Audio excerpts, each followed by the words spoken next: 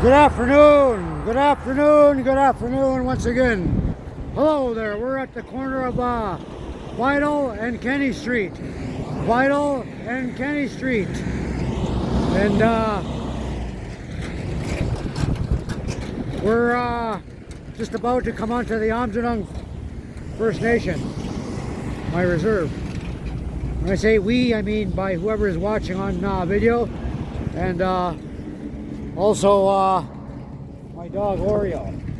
My dog Oreo is always with me. So I know a lot of folks say have your dog inside and make sure everything is okay with your pets. But as I had said before, my dog is my life, my child, my son. So, an emergency has been declared by Chief Christopher Plain of Aamjiwnaang First Nation, and some folks have chose to evacuate. That's voluntary evacuation. It's not mandatory. There are places for folks to stay during this emergency if they are not feeling safe staying at home close to the plant on Aamjiwnaang. So these are for the Aamjiwnaang residents. A state of emergency has been declared for this area. I'm in the area of Ground Zero, which is the infected area. And today we have the winds are coming from the southeast. Sorry, I meant to say southeast, not southeast. Southeast, and headed towards Port Huron, Michigan. So that's where a lot of this is going today. Up above me, the smoke. This is the former Blue Water community subdivision. I'm not sure how many houses were here, but they did bring some of the houses down to Aamjiwnaang, and they're there today. Houses that were in Blue Water. I wanted to clear up also, the last time I said I spent 8 years at Divine Street Public School, going to Divine Street Actually, it was 10 years, and I failed 2 grades, is what I meant to say. Not 8 years. It should have been only 8 years, but it was 10 years from 1970 to 1980. Or actually, yeah, June 1981 is when I left Divine Street Public School. So, during that time, they were doing the French immersion also at the time, and we were to learn French. And they brought that in, and so we started learning a lot of the French, and some of the kids became bilingual, English and French. But today I am bilingual, but I speak Aamjiwnaang, and I learned my language back again over a course of time. But I had most of my language already, that I knew, that my grandfather had brought me up on and taught me all throughout my life. So this is a barren wasteland is what it is now. So you can see the black soot everywhere, and that's from all the pollution from the plants. This was the former Blue Water community. The ground is black as my shoes are. Up ahead is coming closer to the entrance of the INEOS plant. The subject of a lot of controversy right now, as the high quantities of benzene have been recorded at a very high point last night, and last night was when the emergency was declared by Chief Chris Plain. Some of these trees are old. These were here when the community was here. We've got a couple of geese out in the field. The geese like they like a lot of open spaces like this. You see them a lot at airport tarmacs. But so what we're looking for to see if the plant is going to shut down or what's going on, because the high benzene levels are still recorded as being very high in close to the Aamjiwnaang area, the front part of Aamjiwnaang First Nation, where I'm going right now. So I have to pass through here to pay my bills, to go into Sarnia, to do whatever I gotta do. I don't always have a ride, and I don't always depend on a ride. I consider myself a very healthy person. I consider Oreo a very healthy dog. So we do okay. We lived in Toronto, and we lived on the main story of an 18-story high-rise building in Scarborough, and so it was housing, right? Toronto housing that me and Oreo lived in, and so people smoked crack and fentanyl all the time, and you could smell it all over the main floor. So we survived all that for a few years, and we always kept everything open. We always had kept the windows open, kept the door open, so we didn't have to breathe that toxic environment. But here I'm back into a toxic environment because I make that choice to be here. I make that choice to walk through here. I make that choice to report everything back to you, what you need to know. So there's no flaring. There's seems to be some activity coming from the heart of the plant, which is where the reactors are. And I'm just passing the front entrance of Cabot at the right now. Usually I walk on the main road here. This is Tajmu coming up. Well, this is Tajmu here. This is all Tajmu, Katy Street, Tajmu. And that there is South Vital. That over there is South Vital. And so it's drying up quite a bit here. So it's not as muddy as it usually is. I'm going to cross over the ditch here and bring you closer to where the road is, so we can go up to the entrance of the INEOS plant. And I'll bring you up to Tajmu. I wanted to take you this direction because when I've been blogging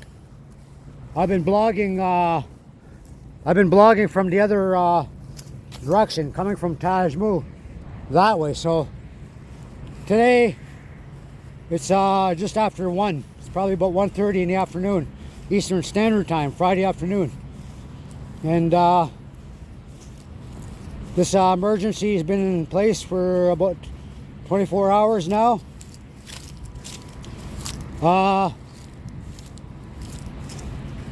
Like I said, some folks, they've been getting sick and experiencing respiratory illnesses and problems, and that's due to the high benzene activity that's been recorded in the air. And that's just not people making stuff up. This is actually people were actually going to the hospital. And as I was saying before, this is this plant, this company needs to compensate Aamjiwnaang First Nation for all this mess that they've caused, for polluting the air with the high benzene levels and not letting us know, not giving out any kind of warnings. Almost like they're trying to cover it up. So they do have to comply. They were ordered by the province to comply, and they didn't comply before with what they were supposed to do and bring those levels down. So with Aamjiwnaang is what we need to do is seek compensation. We need to move towards a class action lawsuit is what it is. That's my suggestion, to begin helping with some of the medical bills, any kind of anything that's problems that this has caused for people. Loss of work, loss of school, individuals getting sick, community members getting sick. So this plant is right across the road from Aamjiwnaang First Nation. Is what the whole deal is about.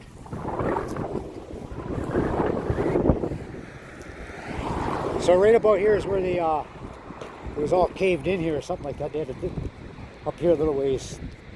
They had this all blocked off the other day. So we're going up to the main entrance to see what's going on here. Doesn't look like anyone's guarding the front entrance. Maybe they do, maybe they don't. Looks like they took the sign down too. Remember that sign about looking out for everyone's best interest kind of thing, and they had the kids out here? Remember that sign? It's gone now. So for whatever reason, I guess they figured they're not going to stand behind what they said anymore by doing that. So we're going to have a look inside here, the main entrance. INEOS solution plant. Supposed to be reducing their benzene levels, which I hope they are doing, and cooperating with what they're ordered to do. But they had said that there's going to be high levels because of their flaring and cleaning up the process, but this is not cleaning up the process when there's an emergency being declared, because your shit is not cleaned up yet. So have a look at that. There they are. Hardly anybody in there. Hardly see nothing. Where's the workers? Well, maybe they did shut it down. Who knows?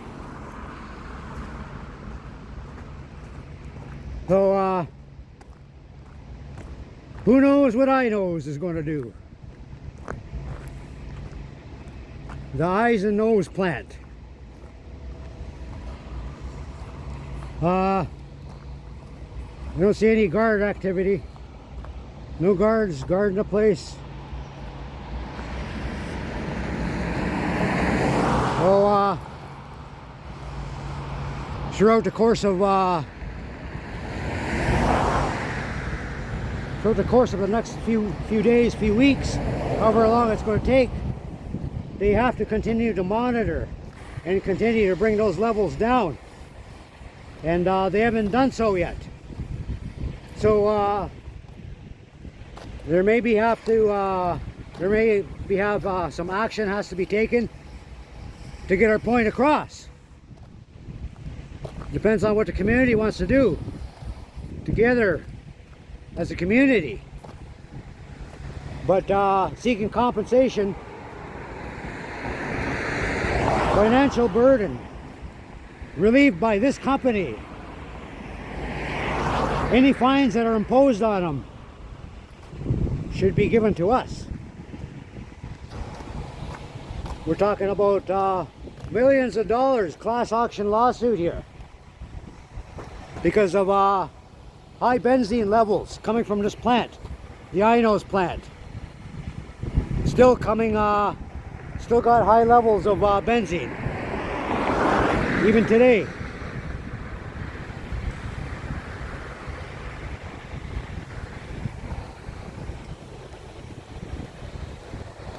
So,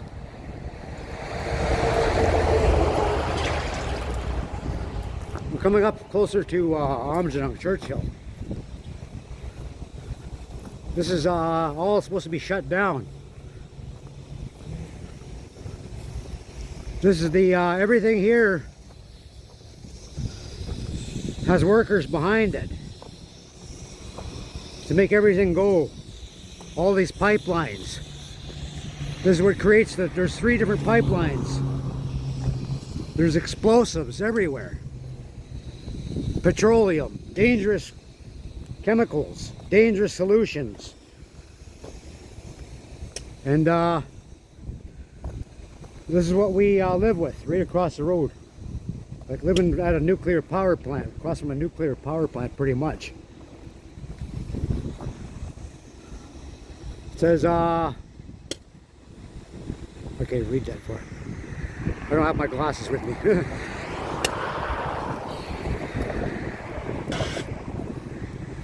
So yes, we are continuing monitoring the INEOS plant. See what kind of activity is going on. See if they're going to shut this down. See if they're going to bring these levels down. See if they're going to, you know, if it's still all about the money, why'd they take that sign down?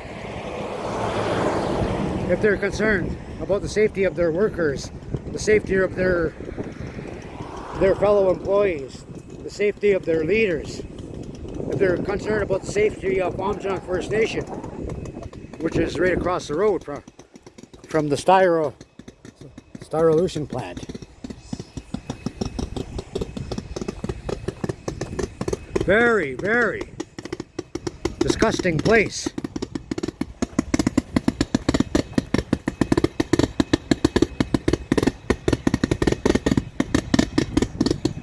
So we come up closer to the Aamjiwnaang First Nation. Once again, reporting to you from Ground Zero, the INEOS plant, the infected area around the band office, administration buildings on Aamjiwnaang.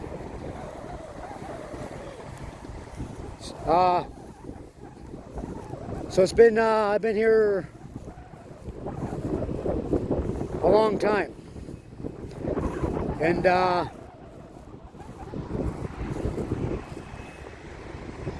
we've always had chemical plants around us all the time. But I don't think a lot of the chemicals that have been released,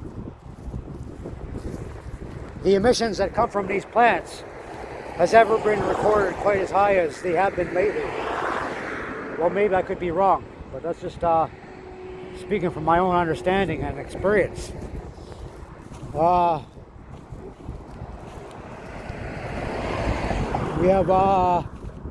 have had a couple train derailments, and they had to evacuate some folks in the event of a train derailment emergency where chemicals are being transported, because there is a lot of chemicals being transported through this area. Like I said, this is Chemical Valley, and that there is 40 highway, and that wasn't there until like the mid 1970s. They just built that highway, so it's kind of new. It's just like this Churchill Road, the same thing. And here's a security guard. He's making his presence known. So we do have one worker, a security guard, making sure our health and safety is the #1 concern, is what he's doing. He's concerned about our folks here at Aamjiwnaang, the neighbors, and his fellow workers, of course.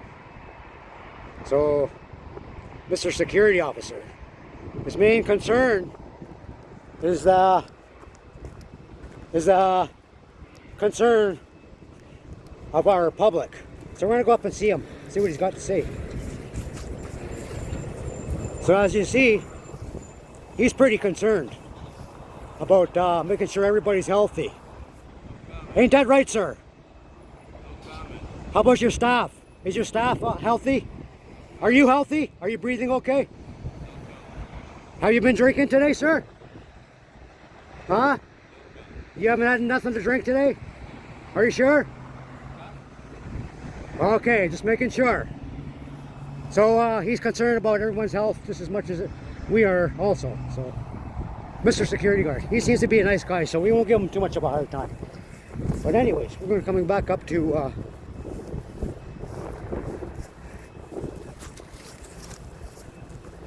Aamjiwnaang First Nation. That irritated me a little bit, but at the same time, he was a good guy about it. So, there are some good people in the world, and there's some bad people in the world. It just depends on how you want to react to things, and how they want to react to you. So he didn't react to me in a bad, negative way.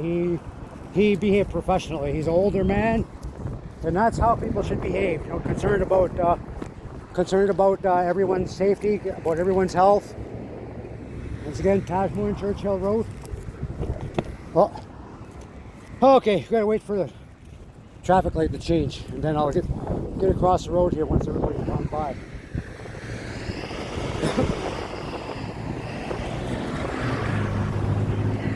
Yeah. So I wanted to blog a little bit before I came onto the reserve. Just waiting for the light to change. Once again, the staff are remaining at home. All the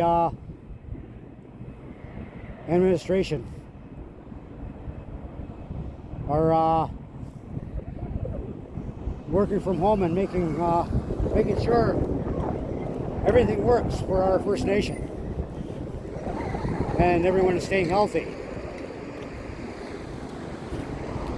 And that includes themselves. They have to. Some folks have to evacuate because of health problems and because of health concerns, and that's why we don't have any staff working, because that's what we need, right? They have to stay. They work hard. We're concerned about their safety, so we stand behind our chief and council, and we're happy and proud of them, what they do. Our administration, our workers, everything that helps us function as a community. So, coming to you from Aamjiwnaang First Nation. The benzene level is still high. The emergency has been declared for Aamjiwnaang First Nation. I'm at ground zero. The west, or wind is headed towards the west. Southeast, from the southeast. As you can see where the flags are going. Noontime sun, Eastern Standard Time. Bring it to you live on the spot updates. And I will report back to you again soon. Have a good day.